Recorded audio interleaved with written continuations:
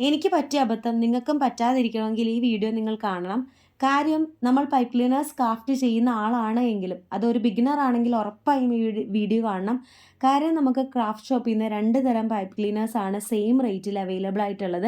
ഞാൻ ആദ്യം വാങ്ങിച്ച പൈപ്പ് ക്ലീനേഴ്സൊക്കെ മഹാമോശമായിരുന്നു. കാര്യം നമ്മൾ അതിൻ്റെ പ്രൊഡക്റ്റ് നോക്കാൻ നിർത്തും, അതുപോലെ തന്നെ ഇപ്പോൾ എൻ്റെ കയ്യിരിക്കുന്ന പൈപ്പ് ക്ലീനേഴ്സ് നോക്കാൻ നിർത്തും, നമുക്കതിൻ്റെ വ്യത്യാസം മനസ്സിലാവും.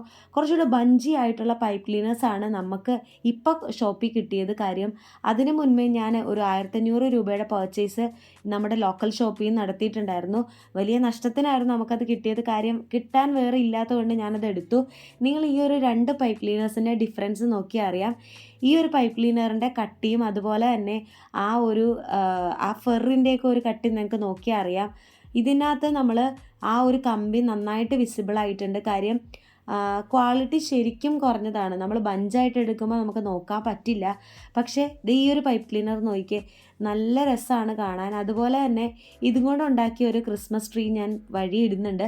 രണ്ടും ഞാൻ ആഡ് ചെയ്തിട്ടുണ്ട്. അതിനകത്ത് നിങ്ങൾക്ക് ഡിഫറൻസ് നോക്കിയാൽ കാണാൻ പറ്റും. നല്ലൊരു ഡിഫറൻസ് നമുക്കത് കാണാൻ പറ്റും. നമ്മുടെ പ്രൊഡക്റ്റിനകത്തും അതുപോലെ ഒരു ഡിഫറൻസ് ആയിരിക്കും ഉണ്ടാകുക. ഇത് തമ്മിൽ വ്യത്യാസം എന്ന് വെച്ചിട്ടുണ്ടെങ്കിൽ ഇതിൻ്റെ കമ്പികൾ ശരിക്കും വിസിബിളാണ്. പക്ഷെ ആ ഒരു ഗ്രീൻ റെഡ് കളർ നോക്കുകയാണെങ്കിൽ നല്ല ബുഷിയായിട്ട് നല്ല തിക്നെസ്സോടെയാണ് എൻ്റെ ഫെറ് പോയിരിക്കുന്നത്.